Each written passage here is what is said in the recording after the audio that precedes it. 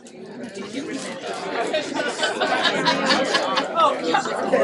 John. Yeah, no, it's going to be. All right.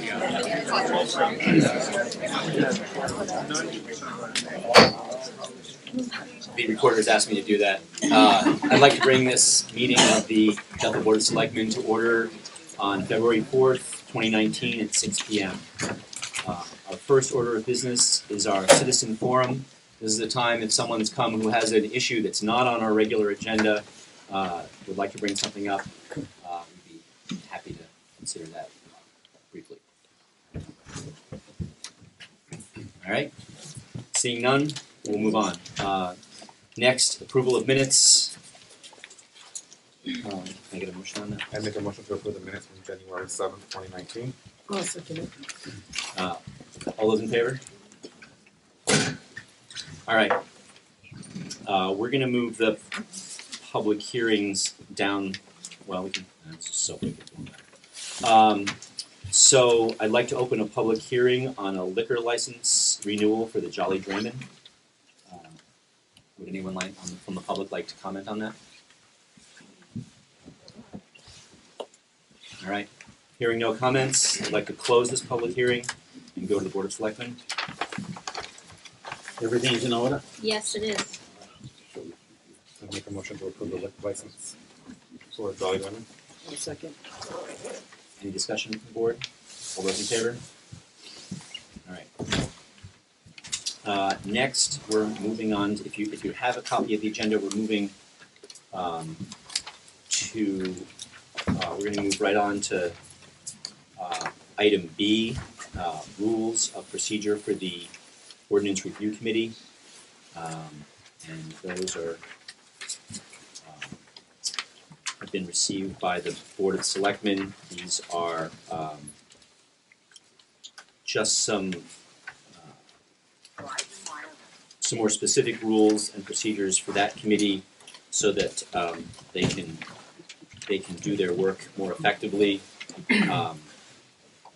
And I believe these.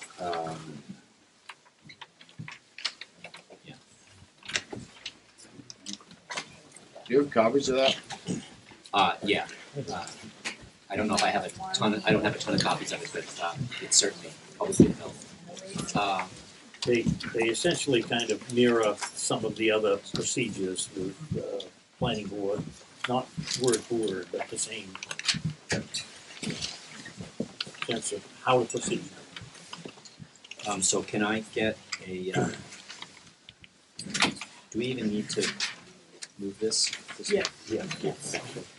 So we need a I motion. make a motion to approve the Ordinance Review Committee rules or procedures, drafted on 1/30/2019. I'll second. Any further discussion from the Board of Selectmen? Again, I would just say that the Ordinance Review Committee is kind of directly responsible for if we find any inequities or things that, as we have a couple tonight, that in the town ordinances aren't kind of the way you'd like them. The Ordinance Review Committee looks at things like that and may offer up some changes to pass back to the Board of Selectmen for their opinion on how things should be written or how things meld into the rest of the ordinances that we might have. So we've never had any rules of procedure. We've simply wondered whether we should elect a chairman, wonder whether we should have somebody take notes, and essentially having some very strongly felt reactions to some of the things that have come up. It's kind of hard sometimes to conduct a meeting and get your work done. The Ordinance Review Committee technically is, in my mind at least, is a place to try to get things right and get things passed back to the selectmen for a vote, perhaps on, and ultimately maybe a public hearing to see if we change an ordinance or something. It obviously at times can be a place where people have great opinions about a change or an ordinance or something like that, and it's tough when you're on the committee to do business if you have a lot of opinionated people in the audience, and we simply need some rules to be able to say, here's how the meeting's going to run and be conducted, and that's what this is all about. Any other, anything else from the board? Okay, all those in favor? All right, so next we have a ban on the use of single-use carry-out plastic bags and foam containers. So I'll just let the audience know sort of how this will work. So this proposal came to the Board of Selectmen last year. We sent it on to the Ordinance Review Committee. The Ordinance Review Committee looked at it some, but and that's why you're seeing some of these rules of procedure for the Ordinance Review Committee that we just passed. And then it got sent back to the Select Board. Our options at this point are either to suggest that this be placed on the June warrant for the voters of Bethel to vote on. So that's, no matter what happens, that's the way something like this gets voted for or against, is at the town meeting. So that being said, the Selectmen would like to hear some input on this, mostly along the lines of, is it legal? Is it going to have an incredibly negative impact on our way of life here in Bethel? But by and large, I think most of us are of the opinion that ultimately the people of the town of Bethel will decide on this in a town meeting vote.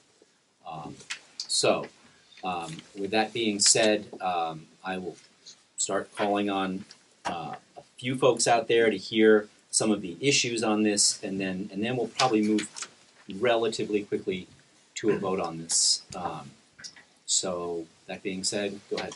I just, I don't think everyone knows that you guys, this was brought to the selectmen and you guys voted to let it move forward to where the town would vote on an ordinance. No, we voted to move it forward to go to the Ordinance Review Committee. Right. I'm saying when I was sitting there when they first came in, and it was brought up, and you guys took a vote on this board to allow it to somebody to draft it, and then get it to the Ordinance Review Committee and go to a vote in June. No, I don't believe we went all the way to a vote. We did not go to the point where we had approved it to go to the vote in June. We got to the Ordinance Review Committee, and now it's come back, and now we have the vote to put it on. And that's my understanding. I'm sure Jules has it on film, but right. Yes. all right. And so I would be. Yeah, I just want everyone to know the procedure if they didn't know. Right. Now the procedure is tonight would be an opportunity for us as a select board to vote to put this on the warrant, as far as I understand it. So I'd like to hear specifically from people in the Bethel business community who have looked at something like this and have done some sort of calculation on how this will affect their business going forward. That's really one of the things I think a lot of people want to hear about. There's some business people in the very back against the wall. Look at you. Right, it would be great to hear from someone from the IGA. Well, our biggest concern at the store, I'm Debbie Swan, store manager, one of them at the store, is how it'll affect our elderly folks who walk to and from the store. It's going to be very difficult for them to carry paper bags, and not all of them can afford to go out and buy the reusable bags. I mean, they reuse them a lot. We hear it all the time when the folks come in. that they use it for their trash, or they use them for this, or use them for that. And this would be more of an expense to them. They would have to go buy these trash bags, whereas right now they don't have to pay for them. So we're just looking at as, I think it'll affect a lot of the elderly people who walk to and from the store. Do you think it will have a substantial impact on your bottom line on the business of the IGA? I don't know if it would in that respect. I think it's just going to make it difficult for the older people. It's gonna cost them more. It's well, yeah, that's the other part of it, but we haven't got that part yet. Okay, someone else from the Bethel business community? I'll just add that a bag that I now pay 3 cents for would cost about a quarter if I have to switch to paper. And I also wonder if this is an environmental concern, why are we not banning trash bags, like the dog litter boxes that are along the street? And the most obvious cause is diapers, too. I know nobody wants to do that, but if this isn't an anti-business law, then those items should be included as well. All right. I believe we have a representative from the Natural Resources Council of Maine who has looked at these laws in the past with other towns, and maybe could tell us a little bit about how you've seen the business impact play out there, Sure. or other impacts. Sure. I provided a little testimony for there's some resources in there that sort of go along with it, but I might be able to sort of speak to some of the questions that were just raised. I'll just go ahead and read it. It's a little easier. So, good evening. My name is Christine Adamowitz, and I am the Sustainable Maine Outreach Coordinator for the Natural Resources Council of Maine. So in Maine, there are 19 towns that have single-use plastic bag ordinances and 15 that have polystyrene foam ordinances. The state of Maine has a law. Can you be a little louder? Sorry. The state of Maine has a law prohibiting polystyrene to be used for facilities and functions. So why are ordinances and laws like the one proposed for Bethel so popular? The answer is because the growing plastic pollution problem that we're hearing about in the news is actually a problem of single-use plastics. So that's why we don't see so many laws about diapers and trash bags, and I'll get to that in a minute. But yeah, indeed, the top 20 kinds of plastic litter are all single-use products. When looked at it this way, the plastic pollution problem is very solvable, and ordinances like this actually make a difference. So for plastic bags, they've only been in use since 1977, but are now the 4th most common kind of single-use plastic litter. Regarding polystyrene, by one estimate, Mainers consume 2.5 million foam food containers every year. All of those foam food containers end up in the trash or in our environment because they can't be recycled, and they are the 10th most commonly littered item. So these two ordinances already address 2 of the top 10 most commonly littered items out there. I've included, I've got a list with me on the top 20, but I can send around a full list of that if that's something the community would like to see. But trash bags and diapers aren't on the top 20 most commonly littered items out there. Alternative food packaging that is compostable or recyclable in Maine facilities exists, and many establishments are already using those better products. Reusable bags are commonplace, and there are low or no cost ways to get reusable bags to people who need them. Some creative ways are sort of like take a bag, leave a bag. I really like that. There's also a lot of ways to sort of make bags for low or no cost. The team here had some Girl Scouts making them out of T-shirts, which was really great. There was a study in Washington, D.C. that showed that when an ordinance like this is enacted, the reduction in consumption of single-use bags happens across all demographics. Lastly, NRCM has checked with the Maine towns with bag ordinances, and they have told us that there has been little or no problem implementing them, and have provided some of those testimonies to the Board of Selectmen. Experience shows that giving businesses time to adjust is important, and this time is normally built into the ordinance. Some businesses like the fact that these ordinances give them the opportunity to recoup the cost of bags that they were expected to give away for free before. We at NRCM have not seen evidence that implementing these ordinances has a negative effect on business. So, for these reasons and more, we hope that Bethel residents are given the chance to join many other Maine towns in taking this step to reduce our reliance on single-use plastic bags and foam food containers. And as always, we're happy to be a resource for you moving forward. Thank you. I'm not sure. Well, I'm not sure I quite got. So I'm looking at the list here, and it looks like one of the longest standing ordinances, which is not exactly the same as this ordinance, is from Portland from 2015. And I'm wondering if you have heard specifically from businesses in Portland how that's affecting their bottom line. No, we have not heard. We don't have that specific level data, but we just have heard from code enforcement officers that implementing the ban hasn't been a problem. I've heard in a lot of cases. I've heard stores like Hannaford and Rennie's support these ordinances. Providing letters of support for them, but I don't have that business level data. Okay.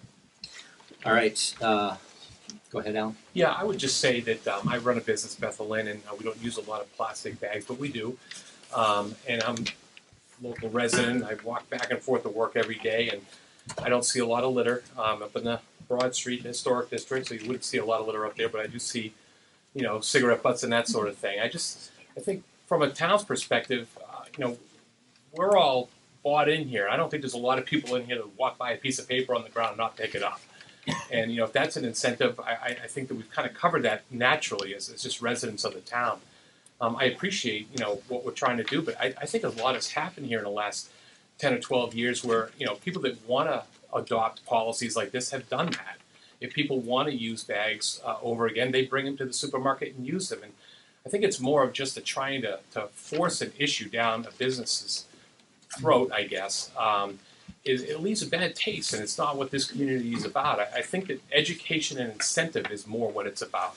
I think if we tell people that, look, if you're going to take these bags, here's other ways to use them. I know that we put them in the rec center at the Bethel Inn and put a sign up, and there's a little holder there that it's easy to put them in, use for wet clothes, and we use them for trash can liners and things like that we don't have to buy. So I don't think you're going to see that people are going to lose a lot of money, or they're going to be able to prove that this is going to be an undue hardship. I mean, that's a plastic bag. It's not going to hopefully put anybody out of business, but it's just one more thing that is being forced upon the business community. That I think we can do it a little bit different way. I think we can just educate people and maybe incentivize them somehow to go a different way if that's important. But I don't know, to force people to do something by putting in a law, something like this, I think it's a little over the top. That's my opinion. Can I say? Yeah, go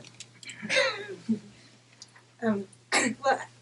Maddie and I are the ones who are working on this ordinance, and just low ballpark numbers, just estimating that 250 people are walking out of the grocery store with 4 bags a day leads to 1,000 plastic bags a day in our town. That's 7,000 a week.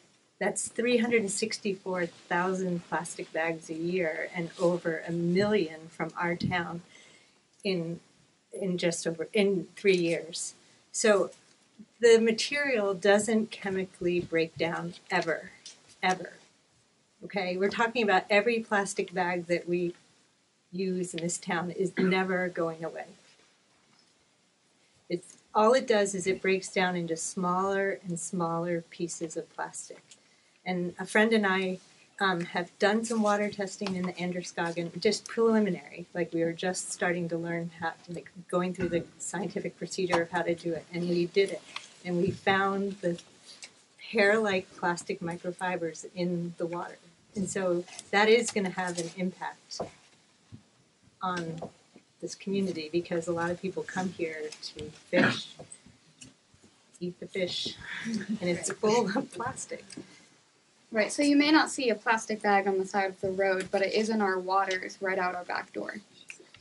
It's just our responsibility. It's never going away. Every single plastic bag we use is never, ever going away. On the trash drive, you guys took track for a certain section. Yeah. Can you let everyone know what you picked up? What was the number one? Well, the item? number one. So it's distracting because We collected trash in May for 1 mile of road between Bennett's Auto and Mallard Mart, and we kept a data sheet on every single piece of litter we picked up, and the number one item was nip bottles. And I know, people could say, well, why don't you make a ban on nip bottles? But really, I mean, if you compare, we collected 200 nip bottles in a mile, but the numbers I just gave for the plastic bags are just so much bigger, and it's just. I don't know what to do because it's never going to go away. And so I don't. I would call that a problem. So I think it will come back to haunt us. None of these materials can be recycled. Expended polystyrene cannot be recycled in our system. Single-use plastic bags cannot be recycled in our system. What am I forgetting? I was going to. Yeah, they can't be recycled in our system, but not only that, but a lot of stores in Bethel aren't compliant to the main law that you need a facility or a place to give your plastic bags back and recycle them. That's something that businesses should be doing and aren't. So that could be a threat to businesses. Yeah, that is as well. statute 1605, and it states that by law, retailers in Maine that use plastic bags to bag products must provide a receptacle of recycled plastic bags either within the store or within 20 feet of the main entrance of the store, and we don't have that. So, Not to mention that only 1% of plastic bags are actually recycled. So if we don't even have the means to recycle them, Bethel is far less than 1%. Right, I have a couple letters here. One is from Melody Bonema, who owns Bonema Pottery down on Main Street. It says, "Dear Board of Bethel Selectmen, many groups in Bethel enjoy our special environment. They include hunters, fishermen, land trust skiers, artists, and loggers. The ban on single-use plastic and polystyrene containers would be a positive step that supports the beauty and health of our community. Sincerely, Melody Bonema." I'll just go with that one. Go ahead. I spoke with Matthew Faulkner this evening, and he's the chair of the Cape Elizabeth Recycling Committee. He's the one who spearheaded the Portland and South Portland and Cape Elizabeth plastic bag fee per bag. So his recommendation was that rather than a ban, we go fee per bag. So even every plastic bag purchased at a market would be the user purchase. So even in the case of elderly, 5 cents a bag is much cheaper than whatever it is to buy new bags. This has gone over in Portland, South Portland, and Cape Elizabeth with only one errant business, and they were able to address it in person. There wasn't required to have heavy discipline for the businesses. They all were on board to help with this initiative. I'm going to work on this for all the islands of Maine. It's imperative that we get our plastic out of the ocean. At the end of every river is an ocean. The whales are dying because plastic bags cover their digestive potential, and they're washing up on shores all over the world. We need to own our rubbish. We're all responsible for every plastic bag. It flies out of Bethel, it flies down the river and goes to the ocean. All the microplastics from our clothing, I know I probably have plastic clothing on, goes into the ocean. So we just need to do what we can, and this is just a start of our responsibility to own our plastic and clean it up. We can talk about the wording. They've worked since spring on this ordinance, and there is, I believe, a fee per paper bag piece. I'd love to hear about that, because that seems to be the way a lot of Maine is making this ordinance fly. So I'd love to hear that part of the ordinance, because it really helps maybe business owners to see how all of us need to own this use of bags. Also, Hannaford and Rumford has, please remember to bring back your bags. So we need that here posted at our local shops of all kinds. It's actually on the plastic bags. Hannaford's, it's written right on the bottom. I just picked up a plastic bag today. IGA has a container so like a for big them. Sign where the Right by the door. where the cartons go, where the carts go, is like huge. I was like, oh, we need that, so we can do more of that sort of reminder to people as Angie well. has a bag with him. Yeah. Please return to participating store is what, and that's what Hannaford's Hannaford. I brought a Hannaford bag in last time we had this discussion because it says the same thing. But this was more to remind people to bring your satchel with you, not to take new ones. So I thought there are really good ideas that we all need to agree to work on this together. It's not just two people in our community that need to fight for this. Hi, I'm Beth Weisberger. We own 2 businesses in town. My business, Nice Spice, is focused on sort of being plastic free, and they're all, we use compostable packaging as an alternative to plastic, which is more expensive, but I just wanted to say that, and we also own the theater, that we support the ban on single-use plastic. And I was researching last night, and I just want to add one more fact that I read, which said if we don't change the way we use plastic right now, by 2050, there will be more plastic in the ocean by weight than fish. And that's crazy to me. I don't know how many fish are in the ocean, but a lot. And so there's things like that. When I think about I don't see a lot of litter around town. This isn't a litter issue to me. This is I have small children who I hope someday have children. And I don't that's insane. So I think everyone here should just think about the big picture and not just and I 100% think that on the committee we also need to think about all of the community members in town and how this would affect them. I'm happy to buy people reusable bags. That is I'm sure there's a lot of other people that would too. So I don't think those things should get in the way of us thinking about the big picture and our responsibility. Thanks. Sarah, then Sarah. Sarah Schifrin.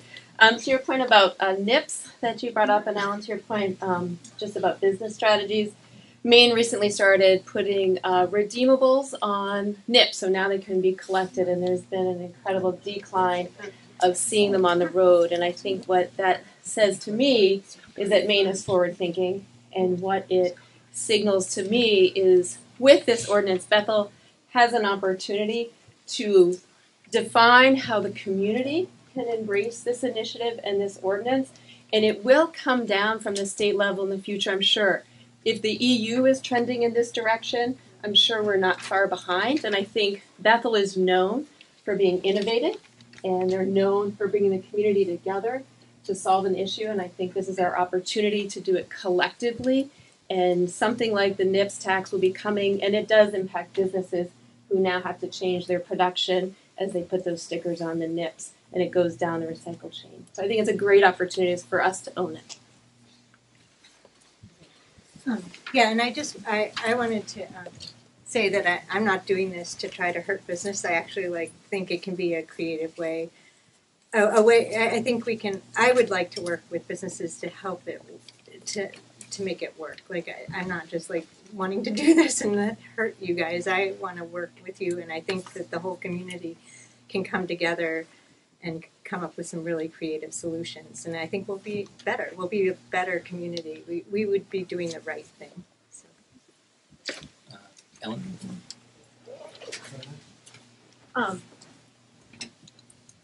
This is all well and good. This is all well and good. But what about, you're putting a lot more work on us. I have to inventory the bags. I have to charge for them. I have to make sure they're shown on the sales receipt that I have sold them to the customer.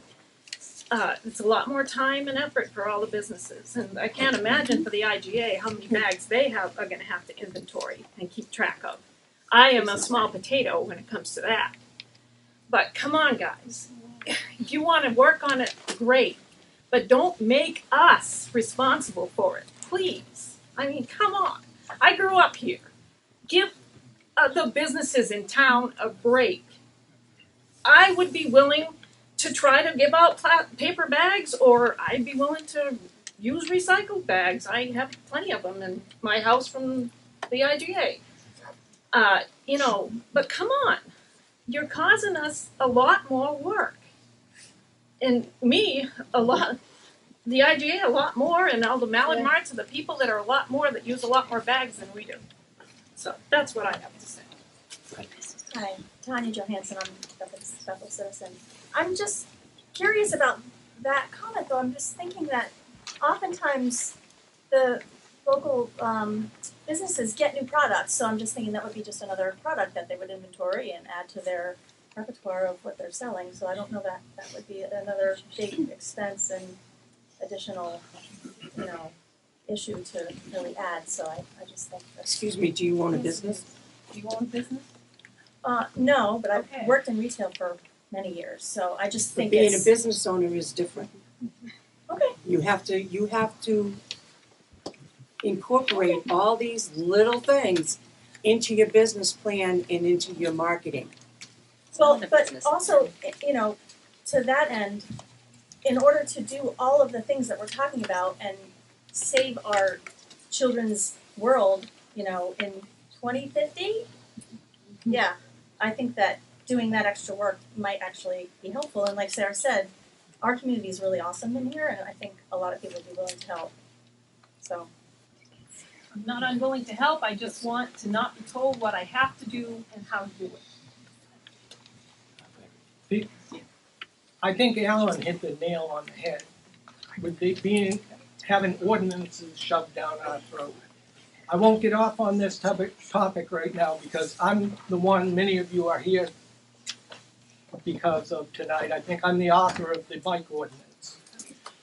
I absolutely hate ordinances and think there's much better ways of town to solve problems than to bring every single thing to the selectmen to be put before the town to vote an ordinance in. An ordinance splits the town in half. Half of them like it, half of them don't. But maybe off a little bit, but generally speaking, that's what happens. It divides the town. If people want to work together without shoving things down our throats, we're happy to do that. Again, I wrote the bike ordinance because I know there is a bike problem in town, and many people have told me that. And although I think there's a better way to solve that problem than a bike ordinance, if the town is going to just go that route and write an ordinance for everything that bothers them, then maybe, like I said, Alan hit the nail on the head. Work together and solve the problem. Go ahead. I'm Marion LaRoche. I'm not a business owner. Well, I have a small business.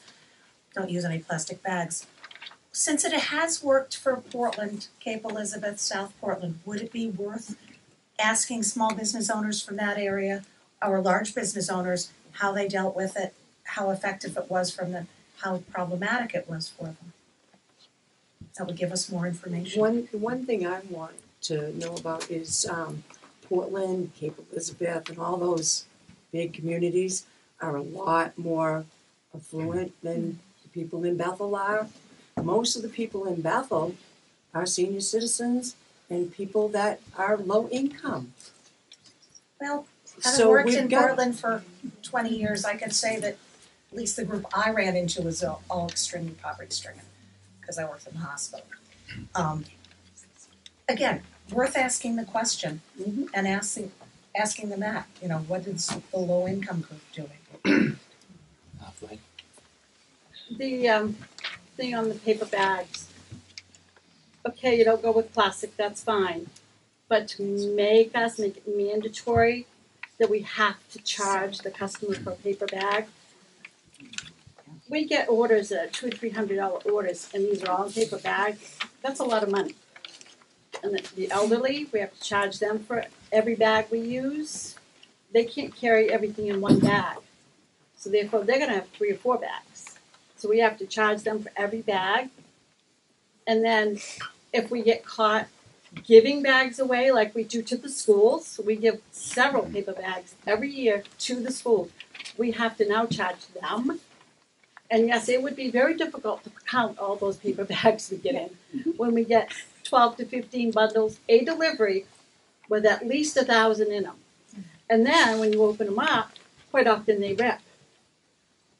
So we would have to have somebody specifically to sit and count bags all day long. That would cost a lot of money. And we just feel if we want to charge the customer 5 cents, then that should be our decision. Just a point of clarification, you're saying that the bundles of bags are not standard units? Like you'll get 973 in one shipment and 111 It may say 1,000, but when you open up the outside paper, quite often they're stuck to it, they're glued to it, and they rip. So there's 2 or 3 bags gone there. We have to account for those. So you do that now? You count those? No, paper we don't bundles? count them because So we why don't would you- charge for them. Part of the ordinance. We don't. It's part of the ordinance that they want to put in to make it mandatory. we have to charge the customer for every single paper bag they use. For paper So, bags? for Yes. paper bags. Yes. Have you read the And ordinance? if we say customer picks a bag up, it rips, we have to rebag it in a paper bag and charge them another 5 cents or whatever it is that we charge. Which, it should be our decision. It would be our loss. Go ahead. Peter, I'm just speaking on behalf of the Bethel Area Business Association. This is a lot more than plastic bags, as the wording has been presented to you. It's a lot to do with polystyrene and styrofoam. And a lot of it doesn't make any sense. Ed Mishu here from Mallard Mart, he can't make sandwiches and put them in a polystyrene wrapper here in Bethel, but they can be made in West Paris and bring them to Bethel and be sold. So you're not taking anything out of the waste stream.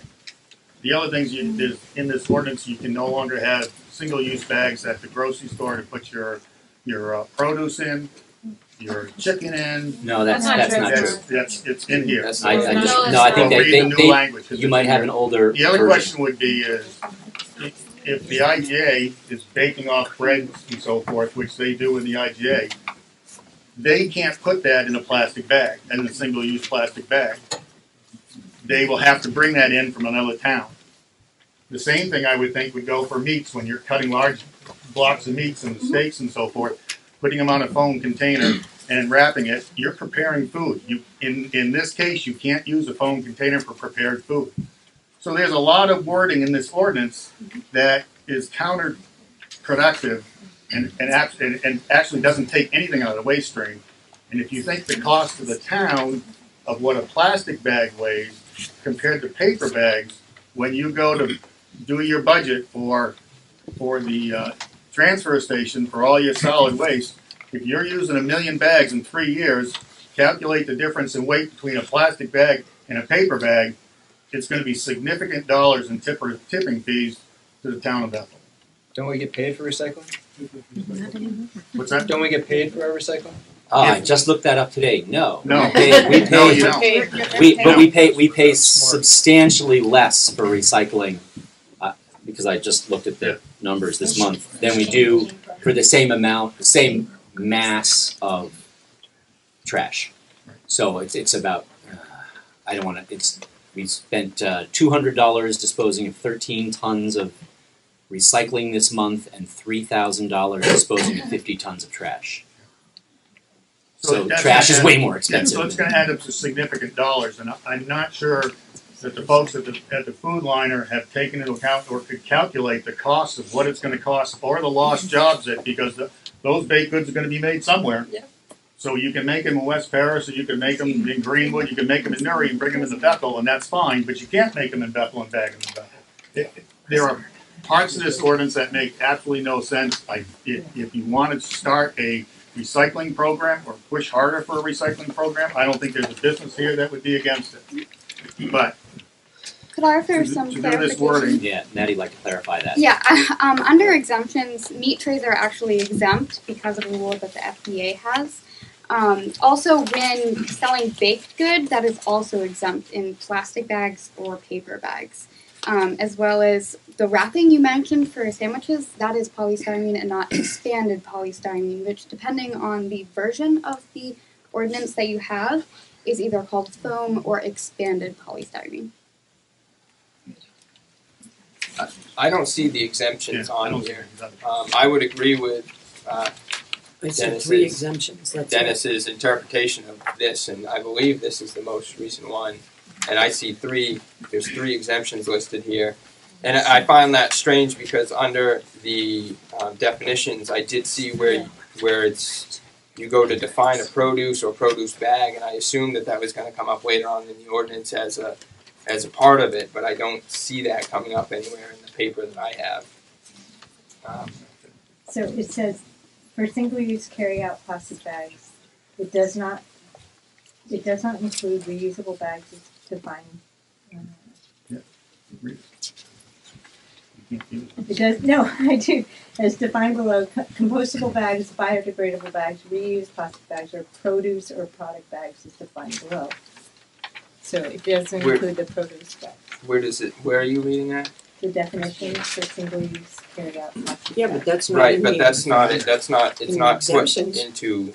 It's not It may used. be under It's just listed under the definition. But you define the term, and then that's what. You have to What define applies. the term, but then it has to be in place in the law somewhere, or in this case, the ordinance. Well, but if the law is just for the plastic bags as defined that way, then it doesn't include those other ones. Yeah. It's just like, it's not part of the ordinance. So the ordinance is to ban single-use carry-out plastic bags. And the definition of that means a plastic bag provided at the check stand, cash register, point of sale, or other point of departure for purposes of transporting all food and all non-food related merchandise out of the store. This does not include reusable bags, compostable bags, biodegradable bags, reused plastic bags, or produce or product bags as defined below. So I think part of the issue here is the point of sale, and I think there's a lot of confusion in that and how that's written. And I would like to address that because my concern in my name is Bridget Remington. My concern in coming here was in the process of how some of these issues were raised, including raising a ban on bike riding. I understand. Whoa, Bridget, no, I'm not trying to don't go there. there. I'm not trying to go there yet. But I do believe that there are arguments that are being raised, possibly not in good faith, and that is not appropriate. And so if there's an issue with interpretation or drafting, that's a different scenario than an out and out, I object to any sort of ban because I don't want to be told what to do. And it appears to me, just as a listener, that people are raising issues to cloud the argument and not allow things to move forward to talk about issues that aren't really issues. And so, Dennis, I understand if you have a point about interpretation, but I just want to make sure that what you're saying is that if the definitions were clarified to address those concerns, that you still would be in support of this ban. I don't think that it's fair to make anyone say that statement. I can tell you right now, I'm not in support of this ban. I'm not going to be. That's why I just don't think there's a lot of and I don't think point that of has spending any. time That on arguing about interpretation. One at a time. Can I talk? Yes, you please. Thank you. That has nothing to do with. We can't put something to the town to vote on if it's not legitimate. You know, if there are holes in it, that's our responsibility to try to weed through those before they go to the town.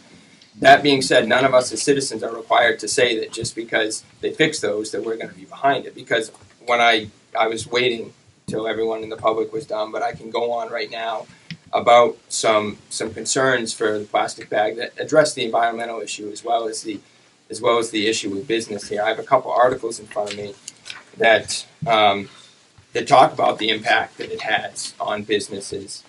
And they also talk about the impact it has on the environment. And one of the main reasons for this, so I'm told, is that recycled plastic bags are not recyclable. My research has indicated that plastic bags are recyclable, and I have some evidence here of how they're reused. I know myself, I reuse plastic bags all the time, and a number of citizens that I've spoken to reuse plastic bags all the time. So I guess just because it doesn't end up in a recycling stream doesn't mean it's not being recycled. Now, you know, some of these points here that are made in this article talk about the development of paper bags, which we're essentially encouraging more paper bags and reusable bags, which I get. I understand why that can be a good thing, but there's also a lot of evidence here in this particular article, and I think the Selectmen have this article. I don't know if it's been distributed out there or not. That indicates that the consumption of paper bags burns just as many, if not more, fossil fuels and ties up more resources than a plastic bag does. You know, one of the examples they use is trucking costs. I believe it was 4 times to truck one load of plastic bags across the country to its destination. In order to truck the same number of paper bags across that same destination took 4 trucks because of space. And that doesn't include the processing of, you know, cutting the trees, making the pulp, and everything that goes behind the paper bags. This Andy, article. can you share the source of your article, yeah, please? this is something that was handed to us in a packet. Okay, but like what most is of the it source? comes from what's the name? True. They had the name in here somewhere. What was that? The paper came from True Cost. True Cost is the organization that did this research. So, you know, in here they cite that plastic bags can be reused. They can be turned in, melted down, made into new plastic bags, made into your plastic decking, your plastic siding. You know, they can be made into other plastics. So I don't find it as a complete waste. They also talk about the use of paper bags and how replacing plastic bags with paper bags isn't necessarily the best answer. It also goes on to mention that you have to use a reusable bag 132 times before it has a green effect, because obviously a reusable bag has more material, more effort, more resources go into the production of that reusable bag. So you have to have that reusable bag 132 times according to this. You can't just have a bag like that. There's a million different types of reusable bags. But those are the same. Those are the same. Whoa. It's just misinformation. Those are the same facts that we're getting. Okay. Okay. So there's a couple issues, and I read this article as well, and I think one of the problems that I see with the information provided here is that it really never goes into any of what I believe this ordinance is intending or hoping to do, and that's to remove plastic from our water and marine ecosystems, which is really that's where the real problem is. I mean, there are some other environmental problems here, but if I'm not mistaken, no one in Maine makes paper bags. But Maine does make paper and paper products and paper bags. So removing that from our economy actually has the benefit of helping people in Maine. The other thing is we also have the second longest coastline on the East Coast. I mean the first longest coastline on the East Coast. Polluting our coastal waters and our fisheries is a disaster for this state.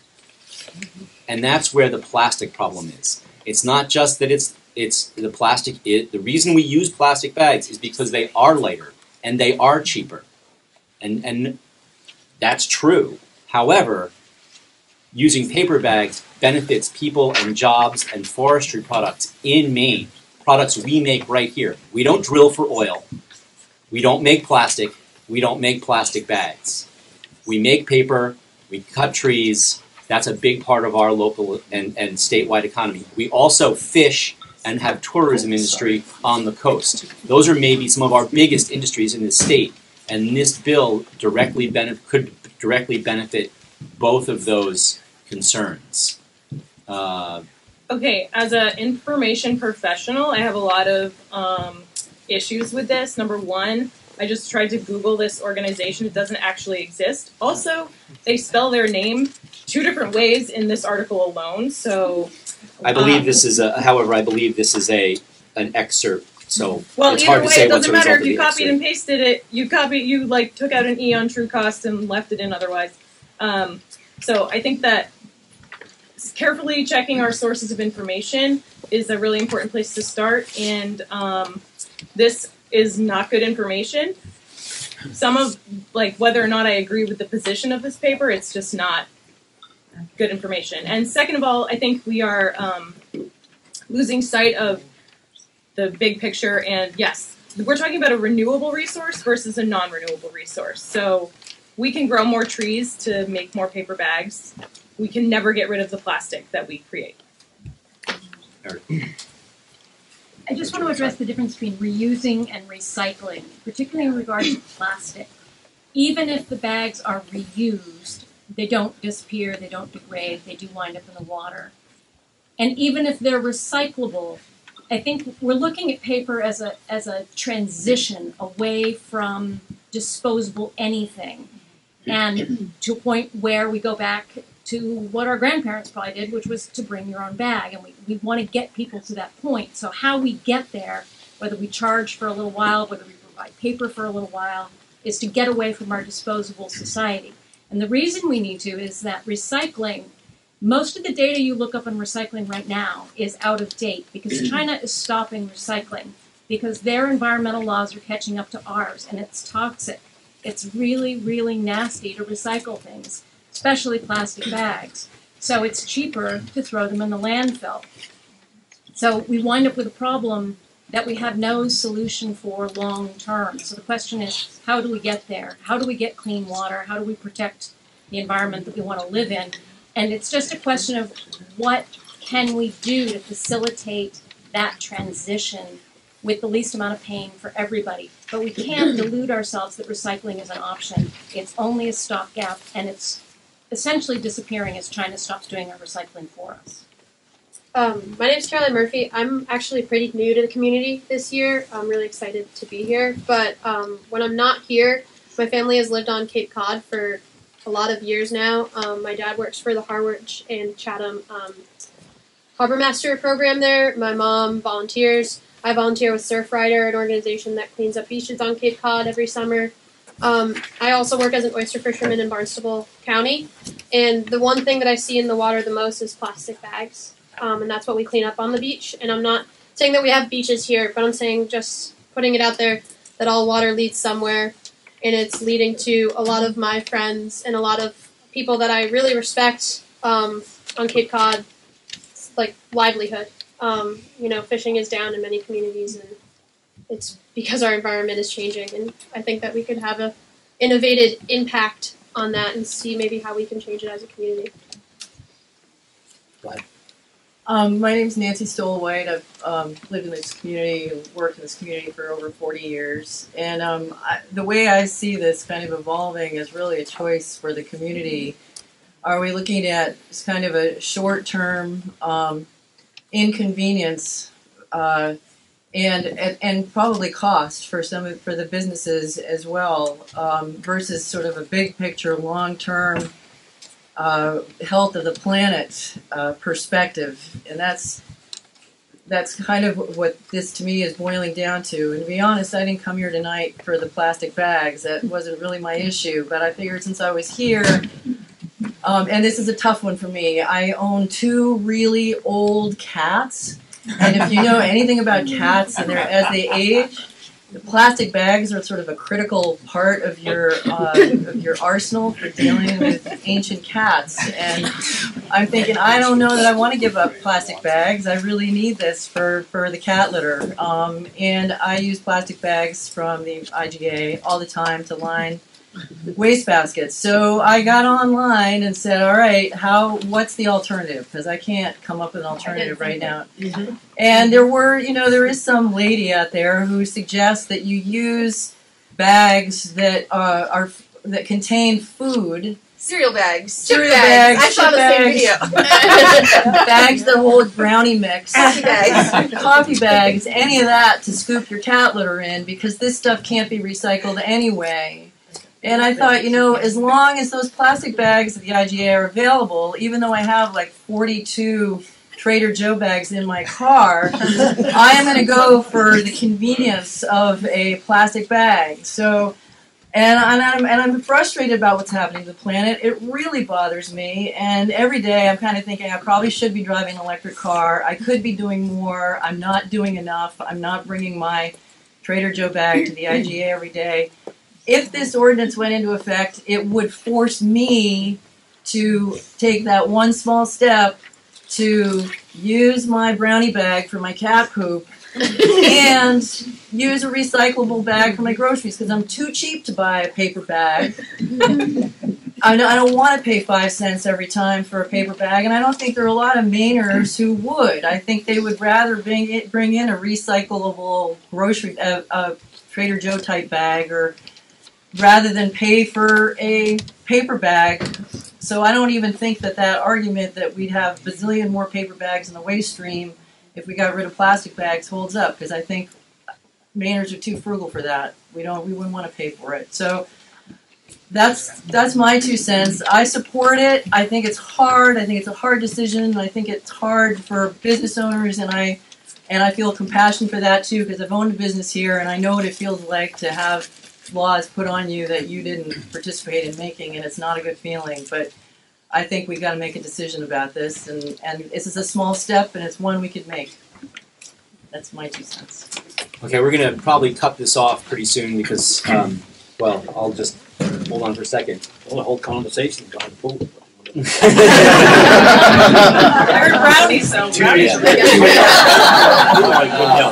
Got me a brownie. Okay. Seabury.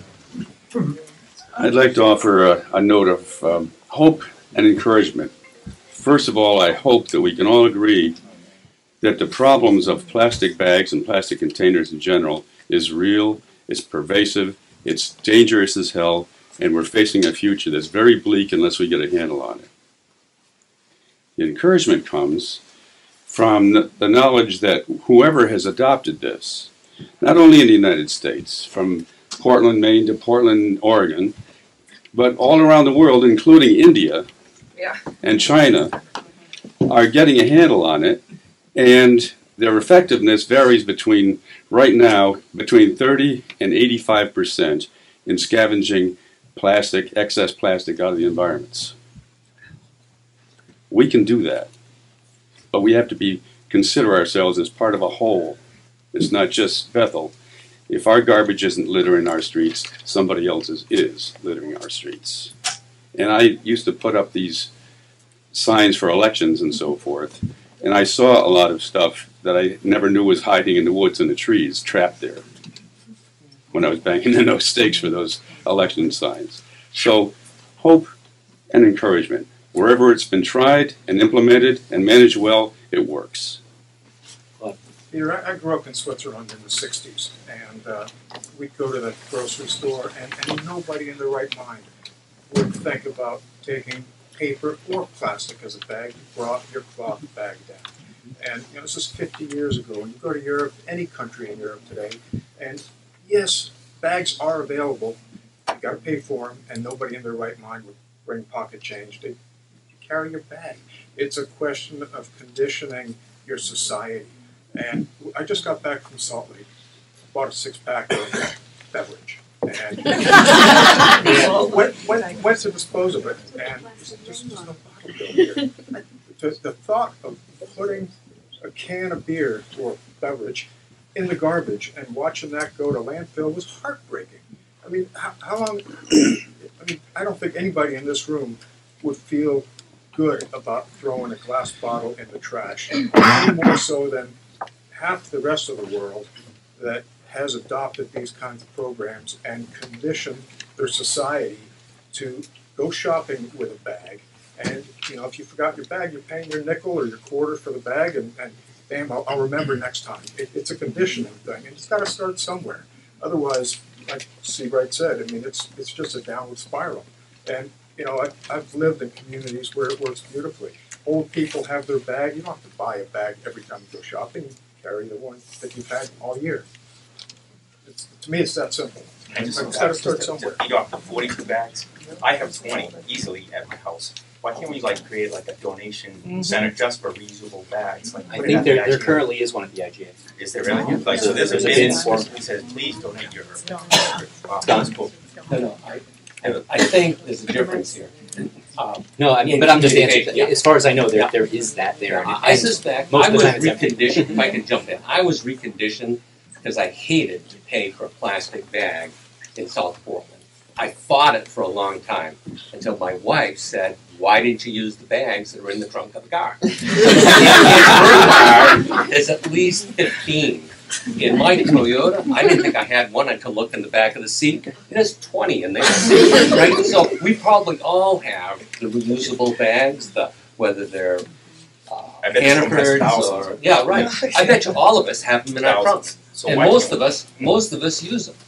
So I think we've been reconditioned a little bit to do that. Can I interject something? Wait, sorry. I'm not. Wait, hold on a second. I don't Sorry. want. My name is Lori Windsor. Hold That's one all second. right. That's all right. Go ahead. Two Loris. Sorry. That's okay. I'm not here to speak on the merits of the issue, except for the part of I didn't hear that there was an actual recommendation or report from the ordinance committee. This is a tough issue. There's a lot of information floating around the room.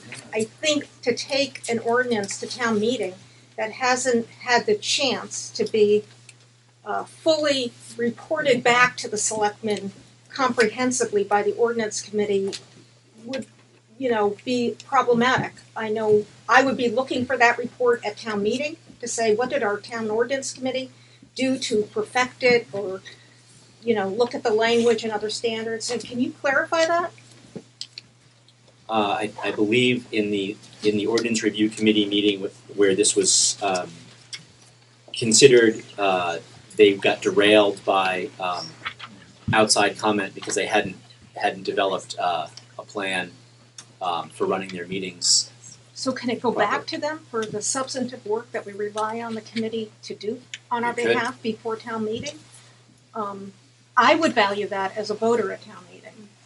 And it would give these people another chance to bring forward information that might be valuable in how we end up wording this. I'd support the ban on the plastic bags, but also I like her idea too. Let it go back to the ordinance review committee, let them go through it, because then you got more eyes on it, and then it goes back to you guys. The attorney has to review it anyways. But why don't the ordinance review committee have a chance to look at this thing so that there's more input in it, and if there's little things as wording, it gets straightened out. And put it to a vote to the town, let them decide. I mean, these girls have done a lot of work on this. We have a family business here in town. Everybody knows Swain Family Farm for their corn and their vegetables. Okay? We have people save recyclable bags all year long for us.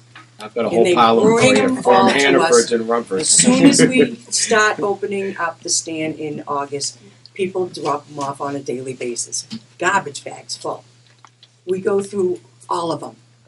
We end up going to IGA and buying boxes upon boxes to compete with the customers that are coming in, and they want their produce in a bag. They don't want it in a paper bag so that the wet stuff goes right through the bottom, or the corn goes right through the bag.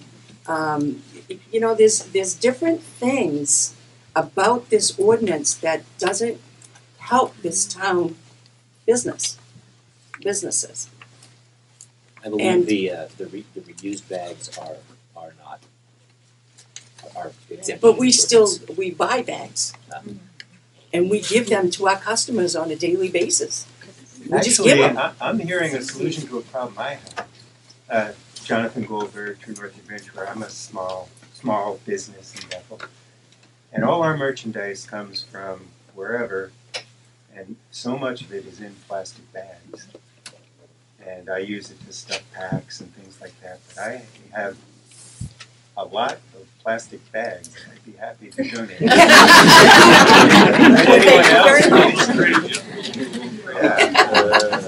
All right, Select Board, is there more comment that you wish to hear? I just wanted to say that I think this needs a little more work.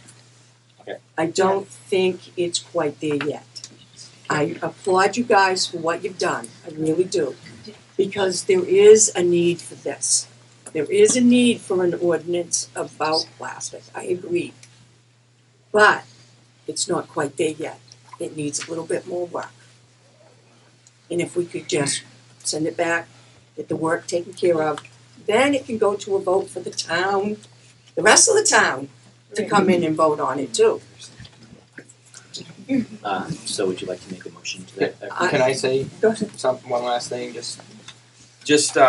I just want to make some observations because I've been obviously hearing from both sides. To touch on the reliability of that source, it's probably not the most reliable. And I thought the same thing. I will recycle this because that's the right thing to do, but what is contained in here is garbage. I think that's from a blog. Just let me know. Just like a randomized. Hold on a second. Just know that every time we look up something, we can find something to contradict it. I know. So what's the process we all know that. Find reliable information that gets submitted and reviewed by the ordinance committee? One of my points here is that some of the information on both there's information on both sides, and to a certain extent, some of it is just as unreliable on each side. No. Now, one thing I wanted to really point out to everyone is I think we all want the same things here. We all want an environment that's clean. We need it. We have to have it, and it's just as important as individuals as it is to the businesses that survive in them. And there are a lot of businesses. I've heard a lot of solutions to this problem that can take effect without this ban being there. And I've heard a lot of businesses speak up and have made changes just hearing this being brought forward. Some of these businesses, Ed, I think you tried a recycling plastic bag thinking that was the right thing to do. Yes, we did, and our bags are recyclable. It says on them, but I guess we're not but it was a satisfied step with in being the recyclable. right direction. I think, I don't know if Ron's here, but Savage Country Store, they're into using reusable bags. I've spoken to a couple other businesses who don't have reusable bags but are contemplating getting them because of this discussion that's come up. Because if you have something that's good for the environment and it's good for the business or it doesn't hurt the business, a business is going to do that. It only makes sense to do that. And in fact, even Ed, I think you spent a hair more to buy the bags that you thought were better than you did for the other ones, right? Yes, we did. So that's an example of a business actually going out of their way to spend just a little bit more to try to be better. Now, more education is certainly going to help these businesses get where they need to get to, because we all need the same thing. A lot of people have said "we" in this discussion, and I think that they're absolutely right. Anyone who said the term "we" in this discussion was 100% right. That this is not an issue with businesses. This is not an issue with just individuals. It's an issue with the entire community. And despite some of the points that I was bringing up in that article, I certainly recognize myself that the plastic isn't the best thing for our environment. I certainly recognize that. I want to make sure that if we make changes, we make changes that actually improve it and not just changes that shift it, which is why more, better, more reliable research is always a good thing. I'm not going to oppose that. But the way this ordinance is written, to me, it puts the burden on the businesses to do everything. When this is a problem with our community, and this burden should be split with everyone. If the town of Bethel is going to enact an ordinance like this, then the town of Bethel should, as a result of that ordinance, should make an effort to assist the businesses with enacting it themselves, and the cost shouldn't be simply on them. Now, I would say further that this business would not be necessary if we all did what we were supposed to do. If we all used these things in an effective manner, if we all chose not to take the plastic bag and take the paper bag, then this is not an issue. We're going to make a law here that we all in this room can kind of affect without actually affecting it, if that makes any sense. If you don't take the plastic bag from the business, they're not going to use it. It's not going to end up there, and they're going to and eventually they're going to buy less because they're not going to be using as many. It's just, we'll get on to the next ordinance. I'm against both of them myself because I don't like rules, which is ironic given my position, my career. But I really don't like rules that much. I did want to take a minute just to speak to you guys in the front row. No matter what the outcome of this is, even when you get to the town, if it gets to the town meeting, even if the ordinance itself is shot down, your efforts have not gone in vain. You've already made a difference. I think that's hopefully going to continue. In my mind, the correct way to go about that is to not enact the ordinance, to go to the businesses, to keep working with them. I guess we as selectmen, I would be on board with us supporting you or whoever else in that endeavor that they wanted as best we can. I don't know what our role could be in that situation, but you've already effected a positive change, whether this actually takes place or not. And I just wanted you guys to make sure that you knew that, and you in particular, you're young and you're new to this whole thing. So even if this gets voted down, you haven't lost. You've won. You've made businesses aware of problems, but in my mind, we need to give the businesses a chance to fix their end of things, and then we, as a community, need to fix our end of things. I guess at the moment, Peter, that's all I had to say. I had more notes here, but I won't go any more than that. Excuse me, Andy, can I just make one important distinction?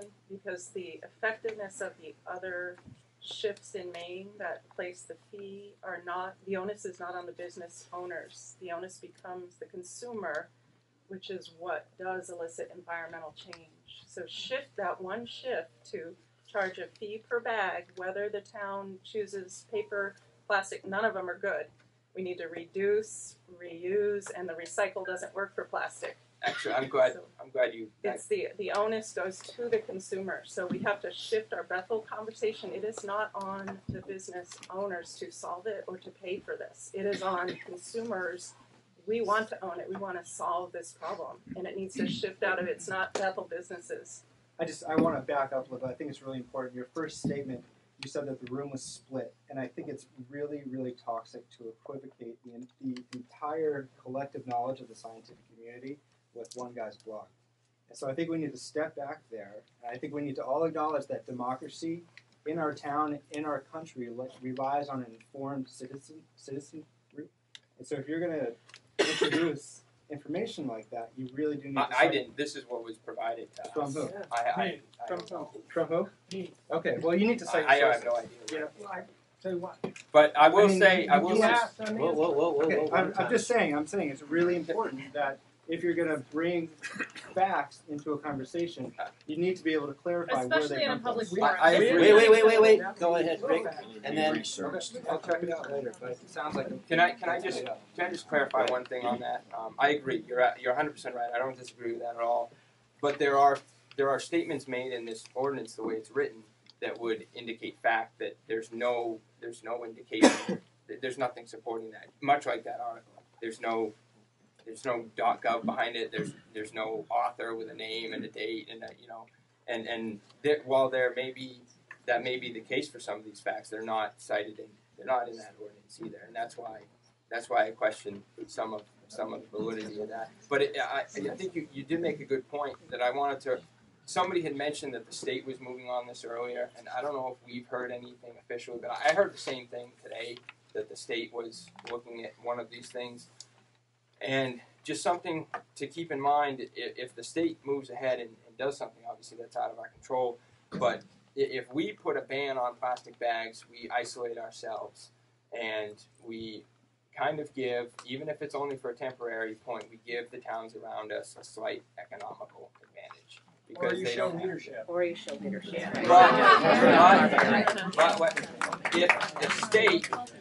if the state enacts it, that mitigates that effect significantly on us, because now the only way to get around is to go out of state, which is further for all of us. So back by the clock. I can only see your hand. There, go. This has been a fascinating discussion on Lucy Abbott, and I just wanted, based on what we've been hearing, would the business community be willing to help us take the first step on this by asking your people at the point of sale, instead of saying paper or plastic, to say, do you need a bag? Yeah. Not all of you do, No, but you don't. if that would be great, if everybody did that, I think would help with the But we want to do that working with the town. But you not got from, having yeah, but you not got from now to having June to to see how far we can come back that way. Go ahead. Yes, I think it sounds to me the biggest problem right now is the wording of the ordinance, and it should be addressed. The other thing is, I agree with him, a lot of it is what people, it's really a convenience. That's what it comes down to. And like him growing up in Switzerland, I grew up in Germany.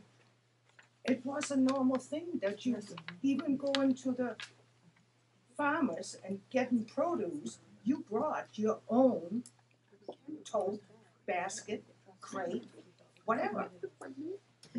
That's just how it was, and it still is there like this. And they don't have as many of the landfill problems and all that. Because everything, even bottle deposit, people complain about the 5 cents. Well, over there it's 25 cents. So you do bring your bottles back. So it's like he says, it's a learned thing. And it has to start somewhere or it's just gonna snowball. So Pete, my question's more about due process. So this went to ordinance, it came back here. Was tonight, was there gonna be a vote on this? Because what I'm hearing is, I explained that before. So one of our options tonight is to vote to place this as written on the warrant. We and have all that sorts means of vote options, but tonight, or that's a town vote, that's a future town vote? ultimately, any ordinance like this has to be by town vote at town meeting. Gotcha.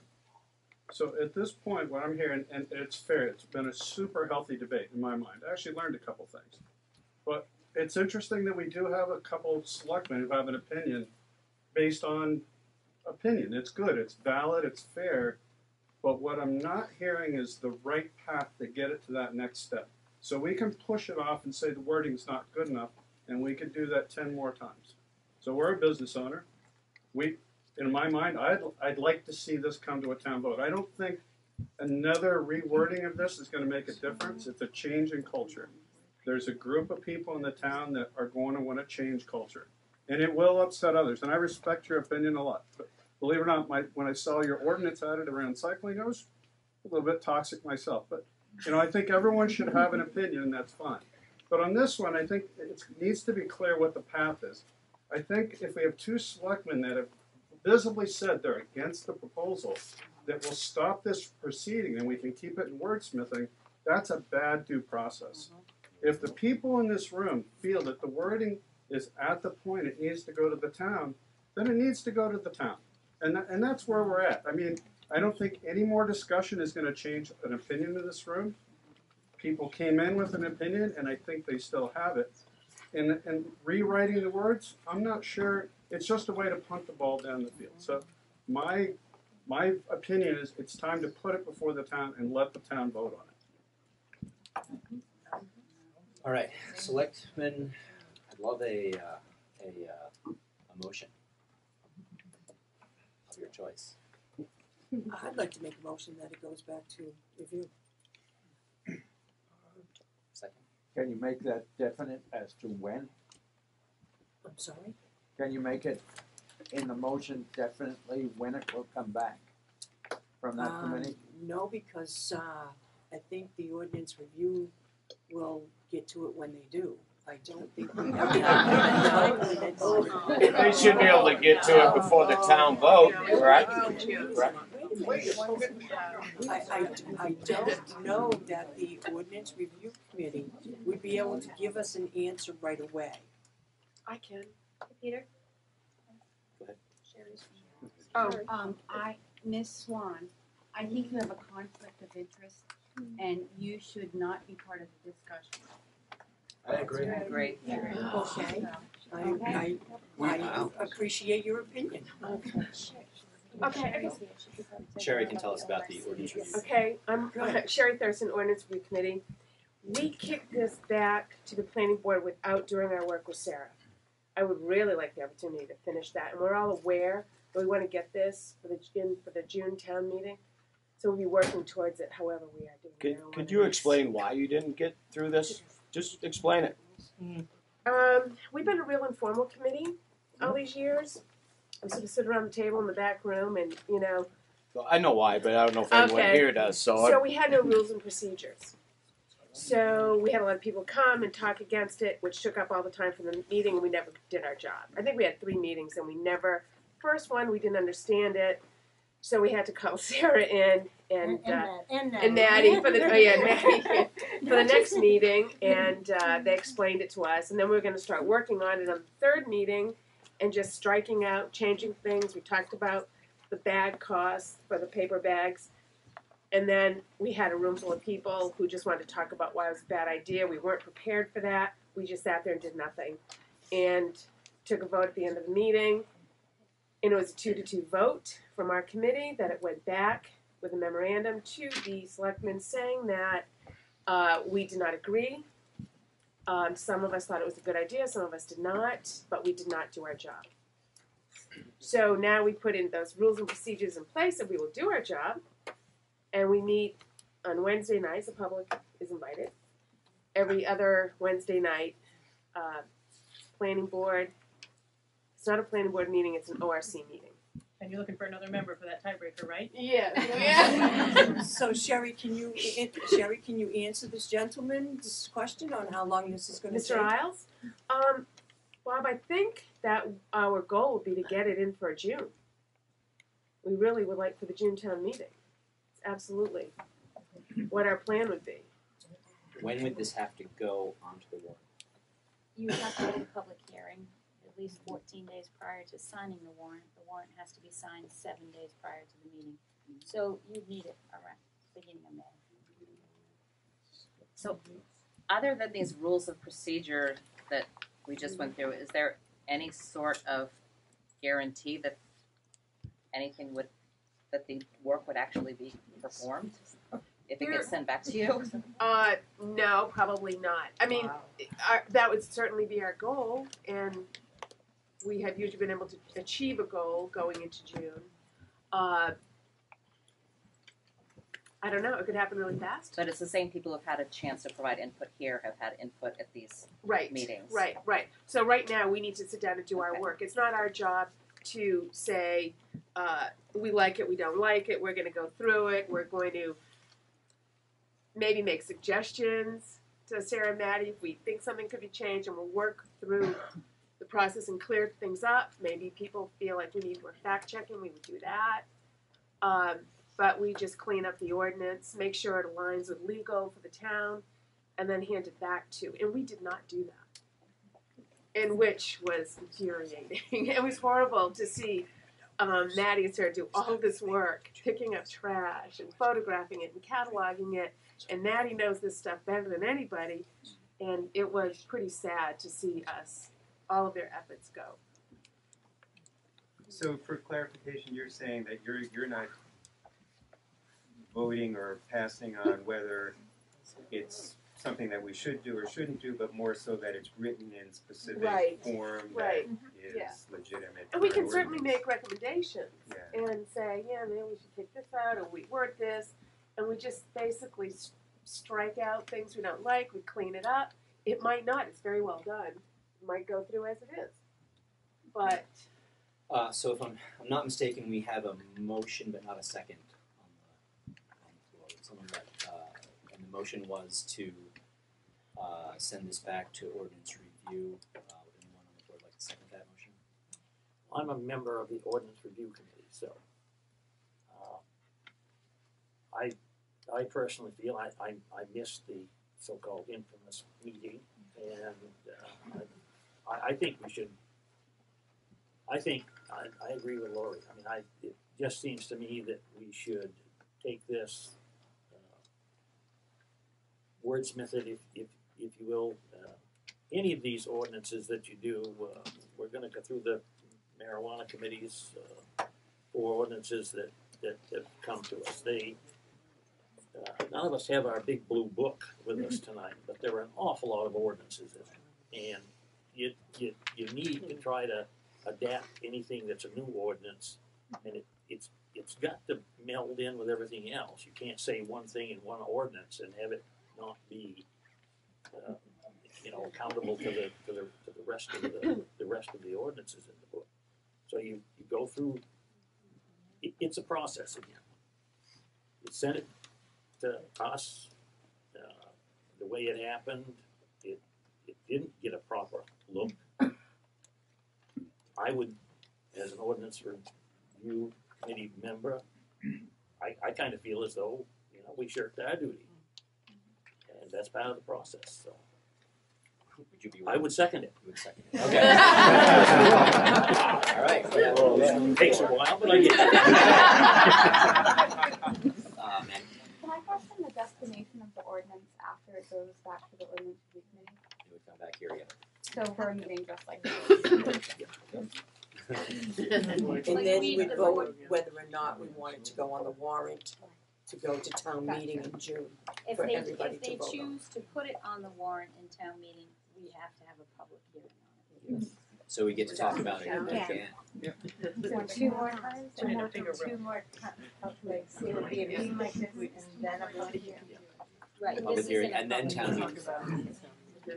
So there will be plenty of time, no matter what, to discuss this the Is future. there another process besides a vote by the selectmen to get a item Yes, on the warrant? Maddie and Sarah could collect 150 signatures and put this directly on the warrant. Great. 136. I'd rather have the selectmen's blessing. It's pretty easy to get. All right, Selectmen. I think we've heard a whole lot, and we really appreciate it. But Selectmen, anyone want to say anything else before we vote on this? So this is a vote to send this ordinance back to the Ordinance Review Committee. The only thing that I would say again is just the minute we step out of line in our process, someone calls us on it. It always happens. It needs to go back to the Ordinance Review Committee. That's part of the process, and we will return something back to the select. I just wanted to be clear on one thing, and that is this vote is to either send it to the Ordinance Review Committee or not. So that's important to understand, at which point, I suppose if this motion passed, then it goes on to the Ordinance Review Committee.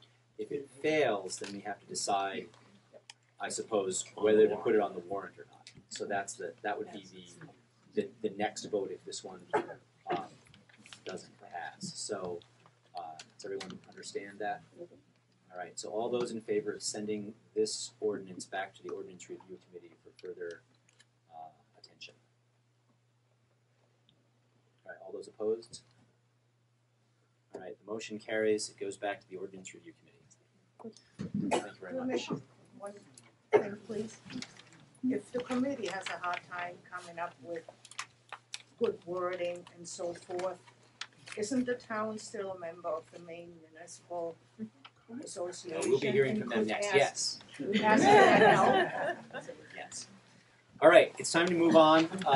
If you were only here for plastic bags and you would like to leave, usually we don't let people go, but we're going to let you go. I think we have limited room, but we'd like to move on quickly to the next. So if you please could excuse yourselves quickly.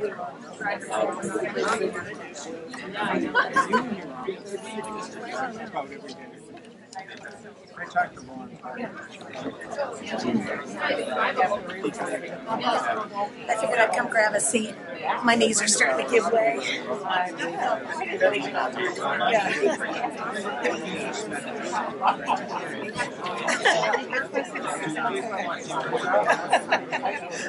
No.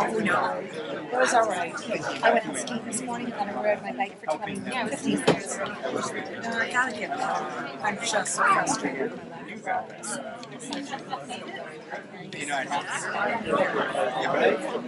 we go. Okay, back to order, please.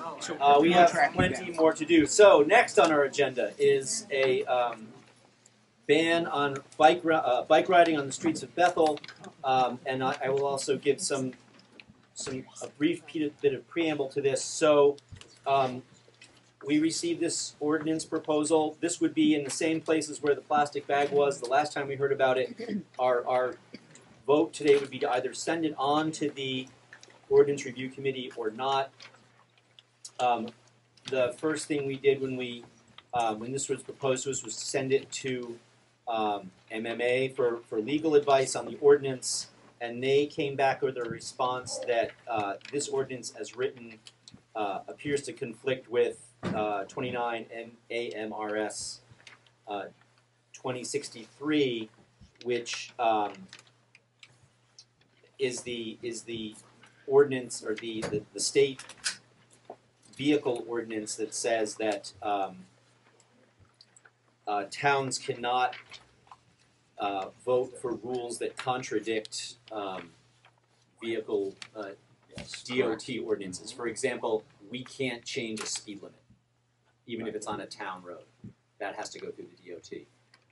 This ordinance contains language about how bicycles are to conduct themselves on the road, which contradicts the language of the state ordinance.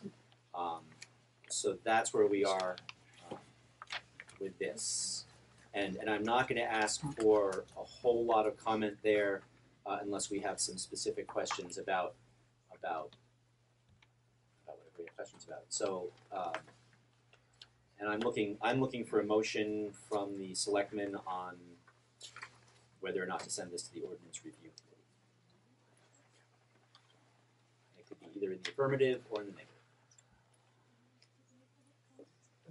Yeah, out there has a comment. Yeah, public comment?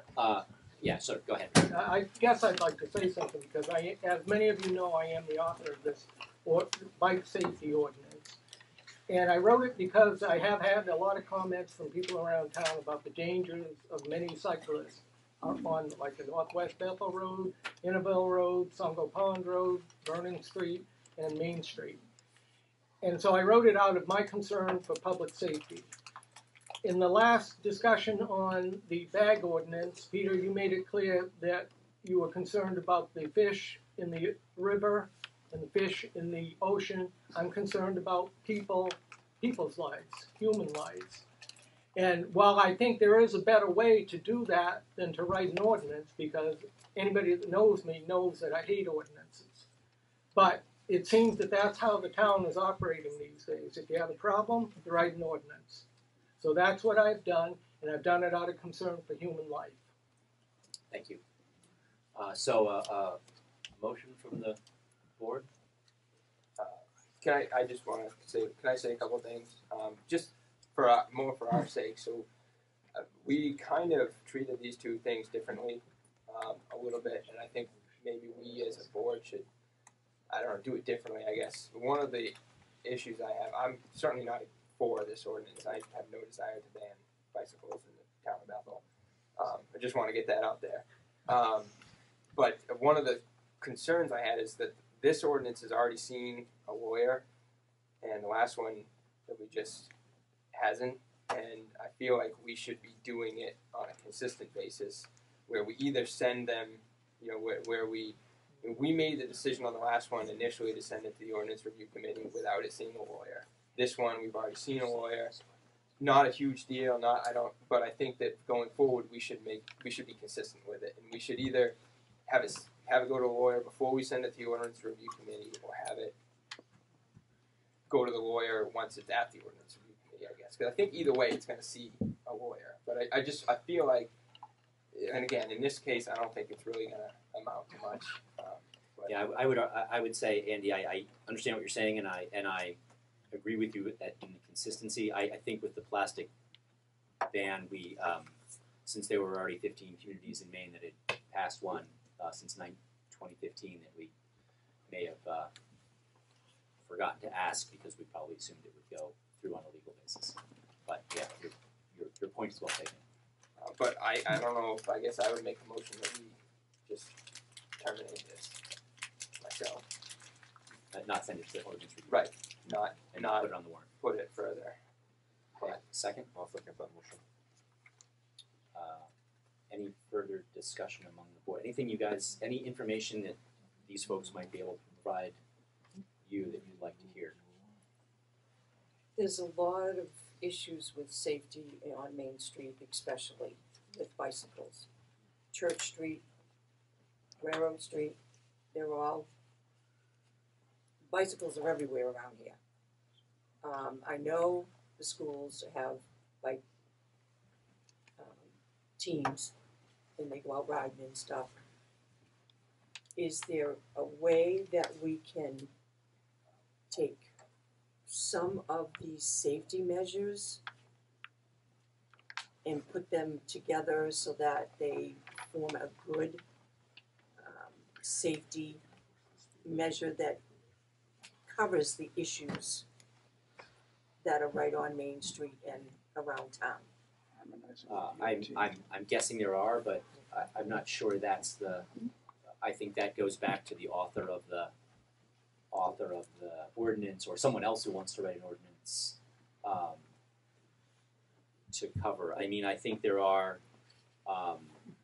arguments for and against probably almost every piece of this proposal. So But that would be I would want to see something come back that would pass legal muster and then send it to the ordinance review committee to do some of that work. Because we all know there are definitely safety issues with bicycles on the road. I personally have on Songo Pond Road almost hit somebody because they were 3 abreast and you came around a corner and there they were. We do already have rules for bike safety of single file and things like that on the designated roads that do have the bike lanes. No, there are no bike lanes in the Bethel area. No. There's also laws on the book about not texting or reading your phone. There's laws about speeding. When you get in your automobile, you're in a 4,000-pound device. We're scared of you. If we could write laws that can be enforced, that would be great. This one was retaliatory, period, end of story. It's the wrong way to do things. All right, wait. I don't think we need to have a lot of discussion about this right now because it's not necessarily where this ordinance is. Really, I'm looking for some technical information on whether we should move this on to ordinance committee, ordinance review, or not. I'm not trying to debate the bicycle car issue in this. I thought Maine had a law that a bike was a vehicle. It is. And they have their own laws on how you have to operate it. You can't. That's why. You can't throw these at it. It won't hold water. I said that. It's I said not that legal. earlier. There is a bike lane on Route 2, isn't there? No. It's not designated. Car or truck can pull right into that thing anytime they want. It's a I shoulder. thought we had designated bike lanes. Hey, Peter? Oh, I'm sorry. I'm one of the oldest bikers here. What are you laughing about? But I think you're talking about two things. You're talking about educating bikers. That's what you should be talking about. And educating those that drive vehicles. An ordinance isn't going to make diddly squat. It's going to make a coach of a team, someone who leads a group, myself. We have to be aware, and we need to change some of the things that we do. You giving an ordinance to us, look at us as bikers. Do we look like we're reliable?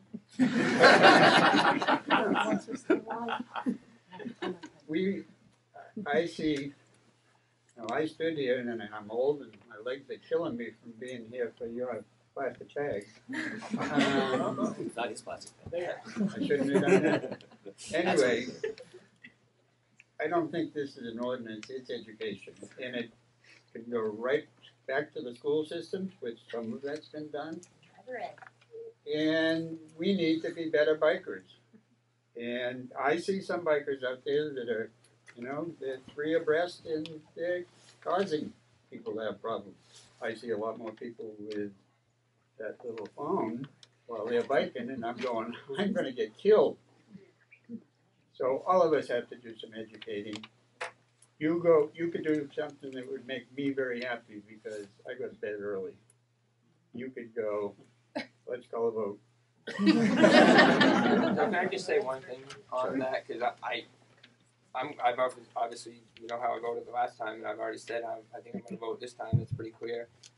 But I guess I see a lot of parallels between these ordinances, and I don't think that's a coincidence. No, I don't. You're right. I don't think it was. But one, I think that education is right, and I think that gentleman is 100% on the right track. That education's the right direction to go with this, and as it is with a lot of things that we do.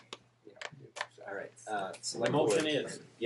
The motion is to not send this to ordinance review in its current form, and not send it to the town warrant. Is everyone ready to vote?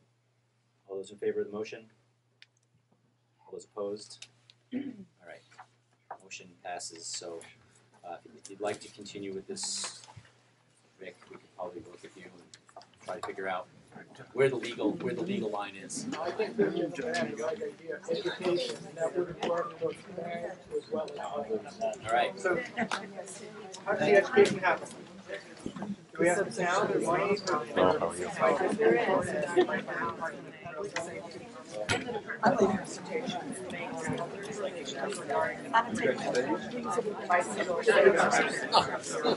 Thank you all for coming. We'll see you all again next time. Surprises. Good luck. May the force be with you. Yeah, I'm gonna go take my reusable bags and go to the grocery store.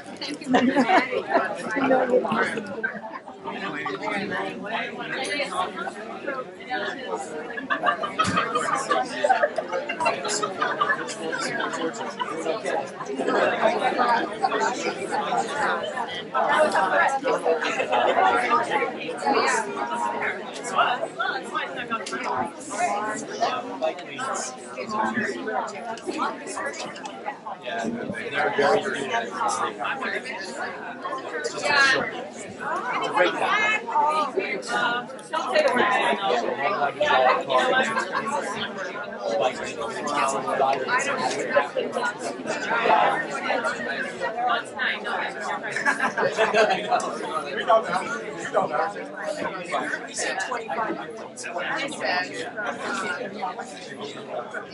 All right.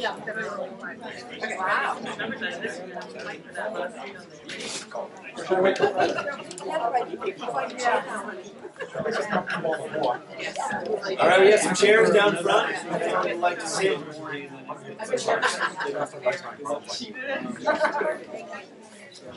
Okay, moving on. That brings us to sends us back to committee appointments. And we have. I put one also in front of your seats that came in today if you wish to entertain. So we are looking at too many openings on the rec board. Here we go. This is ordinance review. Yep. We do have an ordinance review opening. Yes. Okay, so the first one on our agenda is Ian Drew has applied for 1 3-year position on the Bingham Forest Advisory. Motion to appoint Ian Drew to the Bingham Forest Advisory. For 1 3-year term. I'll second that. Very. Discussion? All those in favor? All right, next on the Ordinance Review Committee, for a 1-1-year term, we have one application from Mary Scanlon. Make a motion that we appoint Mary Scanlon to the Audit Review Committee for 1 year. I'll second that. Any discussion? Mary, you know what you're getting into, don't you? Wow. Well, thank you. Yes, thank you. All those in favor? Wow. Well, we got rules now. Yeah, we got rules now. All right, so that's all set. That rule's gonna follow. All right, amendment to the site plan review ordinance. This is looks like, I would hate to say it, but it may well be the Dunkin' Donuts amendment. But I could be wrong. So this is additional language to the planning board